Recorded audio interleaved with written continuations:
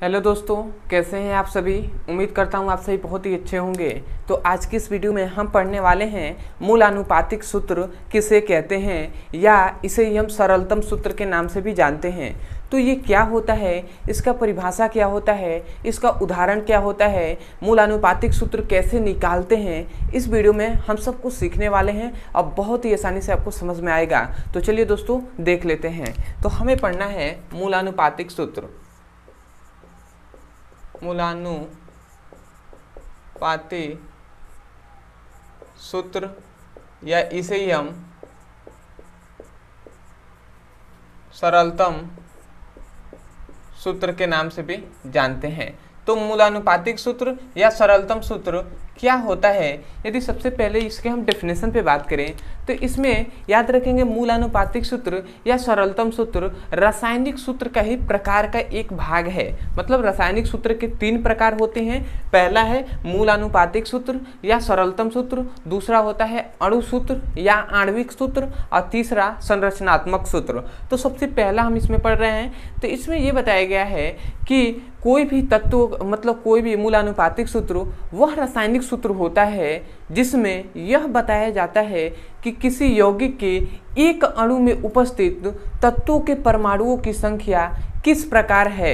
समझ में आया क्या कहा जा रहा है? यहाँ से समझिए, कहा यह गया है, मान लेते हैं थोड़ा सा एग्जाम्पल में बात करूँ तो ये मान लेते हैं अमोनिया है, ठीक है।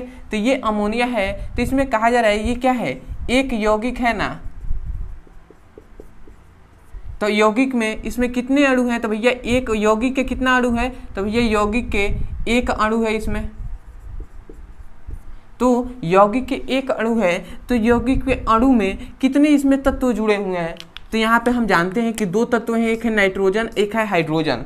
तो ये क्या है, तत्वों का समूह है, तत्व से जुड़े हुए हैं। अब भैया मैं कहूँ कि इसमें नाइट्रोजन में कितने परमाणु हैं, तो नाइट्रोजन का 1 परमाणु है और हाइड्रोजन का 3 परमाणु है। तो इसका मतलब इसमें क्या है, परमाणु है। इसमें क्या है, परमाणु है। तो इसमें यह कहा जाता है कि मूलानुपातिक सूत्र वह रासायनिक सूत्र होता है जिसमें यह बताया जाता है कि किसी यौगिक के एक अणु में उपस्थित तत्वों के परमाणु किस सरल अनुपात में होते हैं। मतलब ये किस सरल अनुपात में है। जैसे इनका सरल अनुपात देखें तो नाइट्रोजन की संख्या कितनी है, 1, और इसकी संख्या कितनी है हाइड्रोजन का, 2 है ना। तो इसका मतलब 3 है, तो इसका सरल अनुपात क्या हो जाएगा, 1:3 हो जाएगा। तो यही इसका अनुपात कितना होता है इसमें बताया गया है। तो एक बार और हम इसका डेफिनेशन कैसे बोलेंगे, कहेंगे यही, मूलानुपातिक सूत्र वह रासायनिक सूत्र होता है जिसमें यह बताया जाता है कि किसी यौगिक के एक अणु में उपस्थित तत्वों के परमाणु किस सरल अनुपात में होते हैं। ये क्या है, सरल अनुपात ही न है, सरल अनुपात है। तो इसी तरह यहाँ से आपको डेफिनेशन को बोलना है, कभी भी डेफिनेशन को रटना नहीं है, आप यहाँ से समझिए और उसे अपने शब्दों में लिखिए, ठीक है। मैं एक बार बोल रहा हूँ, मैं आशा करता हूँ जब बोला जाएगा तो आप लिखेंगे। तो क्या कहेंगे, मूलानुपातिक सूत्र वह रासायनिक सूत्र, मतलब ऐसे कह सकते हैं किसी यौगिक का मूलानुपातिक सूत्र, मतलब कोई भी यौगिक है उसी का ना रासायनिक सूत्र होगा या मूलानुपातिक सूत्र होगा। तो हम ऐसे कहेंगे किसी यौगिक का मूलानुपातिक सूत्र वह रासायनिक सूत्र होता है जिसमें यह बताया जाता है कि किसी यौगिक के एक अणु में उपस्थित तत्वों के परमाणु किस सरल अनुपात में होते हैं। तो आशा करते हैं आपने समझ लिया होगा। तो सबसे पहले मैं यहाँ पे डेफिनेशन लिखवा दे रहा हूँ, उसके बाद हम उदाहरण पे बात करेंगे, ठीक है। तो याद रखेंगे, इसमें कहेंगे किसी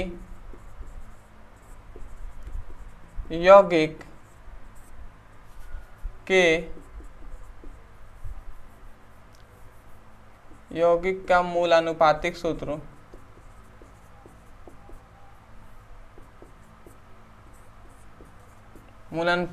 या मूलानुपातिक सूत्र वह रासायनिक सूत्र होता है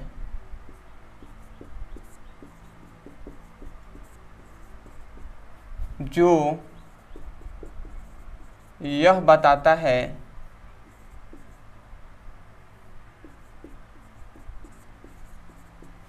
कि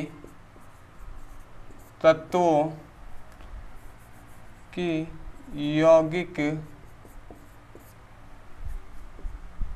के एक अणु में उपस्थित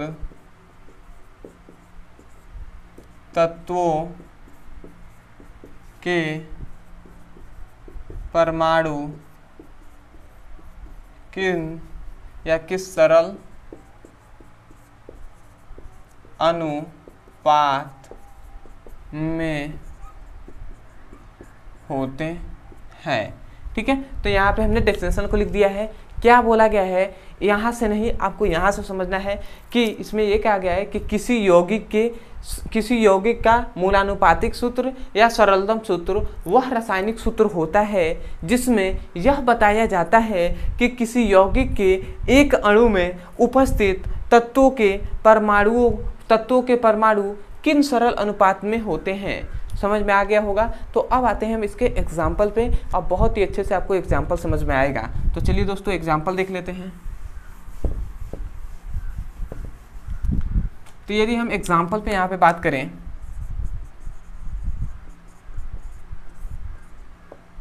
तो सबसे पहला एग्जाम्पल, तो इसका एग्जाम्पल हम समझने से पहले हम यहाँ पे लिख दे रहे हैं कि कुछ यौगिक का नाम। ठीक है, यहाँ से सबसे पहले इसको निकालते कैसे हैं ये सीख लेते हैं, यहीं से एग्जाम्पल भी हो जाएगा।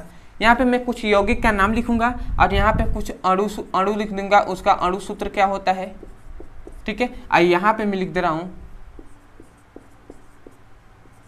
सरलतम सूत्र, या इसे ही ना हम मूलानुपातिक सूत्र कहते हैं। तो भैया सबसे पहले यौगिक का नाम, उसके बाद उसका अणु सूत्र क्या होता है और उसका सरलतम सूत्र क्या होता है। ठीक है, तो सबसे पहले अगर हम लेते हैं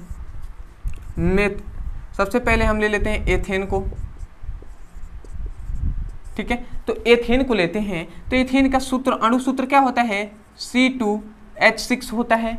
ये इसका क्या है, अणु सूत्र है। ठीक है, तो यहाँ पे ये किस अनुपात में है, तो हम भैया कहेंगे कि कार्बन की यहाँ पे 2 संख्या है और हाइड्रोजन की कितने 6 संख्या है। इसका मतलब इनका अनुपात देखा जाए तो 2:6 में है। ठीक है, 2:6 है। ठीक है, तो यहाँ से अगर हम इसको कैंसिल करें तो 2 एकम में 2 हो जाएगा और 2 तिहाई 6, मतलब वास्तविक में ये कितने हैं, तो वास्तव में ये 1:3 के अनुपात में है, 1:3 के अनुपात में है।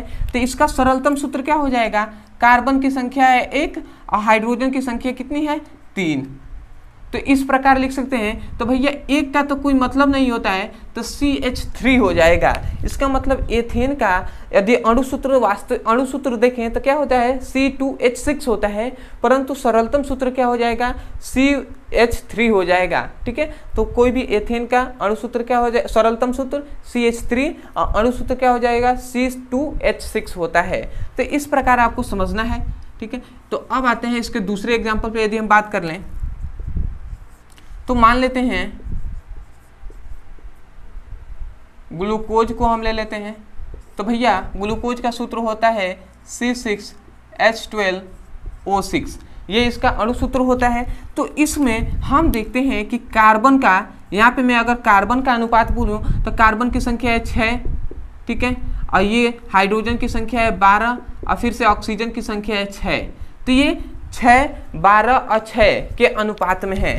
तो इसको अगर हम कैंसिल किया जाए तो ये क्या हो जाएगा, 6 एकम में 6 हो जाएगा और ये 6 दूना 12 हो जाएगा और ये 6 एकम में 6 हो जाएगा।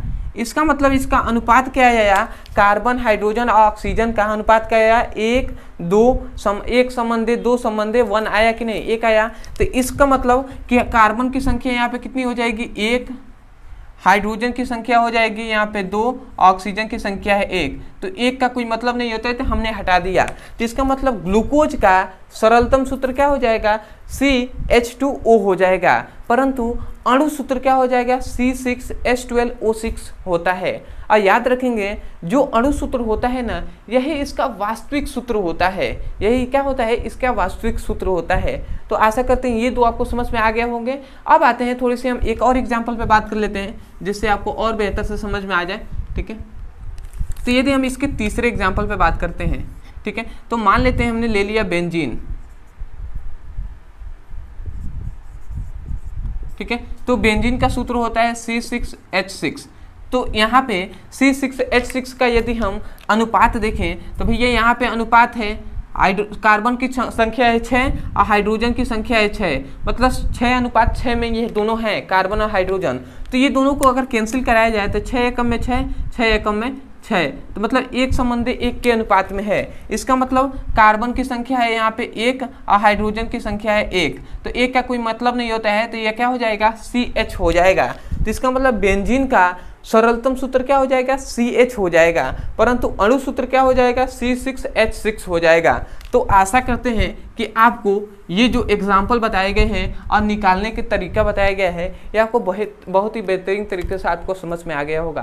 तो चलिए दोस्तों, आज के लिए इतना ही। मैं यही कहूँगा कि यदि आपको वीडियो अच्छा लगा हो, यदि इस वीडियो से आपको कुछ सीखने को मिला हो, तो आप हमारे सपोर्ट के लिए आप हमारे चैनल को सब्सक्राइब कर लीजिएगा, वीडियो को लाइक कर दीजिएगा, और हो सके तो हमें कमेंट सेक्शन में जरूर बताइएगा कि आपको वीडियो कैसा लगा। अदरवाइज यदि आपको कोई भी टॉपिक समझ में नहीं आता है और खासकर उसका डेफिनेशन समझ में नहीं आता है, तो केवल आपको एक ही कार्य करना है, उस टॉपिक का नाम लिखना है यूट्यूब पर और अंत में हमारे चैनल का नाम लिख देना है ब्रदर सर। आपको वो वीडियो मिल जाएगा, आप वहाँ से जाकर अच्छे से पढ़ाई कर सकते हैं। अदरवाइज यदि आप क्लास 12th का या क्लास 11th का या क्लास जो 10th है उसका यदि आप सीरियसली पढ़ाई करना चाहते हैं, तो आप हमारे ब्रदर सर प्लेलिस्ट में चले जाइए, वहाँ से जाकर आप अच्छे से चैप्टर वाइज सीक्वेंस में पढ़ाई कर सकते हैं। अदरवाइज यदि आप क्लास 11th के स्टूडेंट हैं, तो आपके लिए इस वीडियो के डिस्क्रिप्शन बॉक्स में आपको फिजिक्स और केमिस्ट्री दोनों का लिंक दिया जाएगा और बायोलॉजी का भी। उस लिंक पे क्लिक करके आप चैप्टर वाइज सीक्वेंस में एक एक करके वीडियो को पढ़ सकते हैं और अपने सुंदर से नोट्स बना सकते हैं। तो चलिए दोस्तों, आज के लिए इतना ही, मिलते हैं अगली वीडियो में,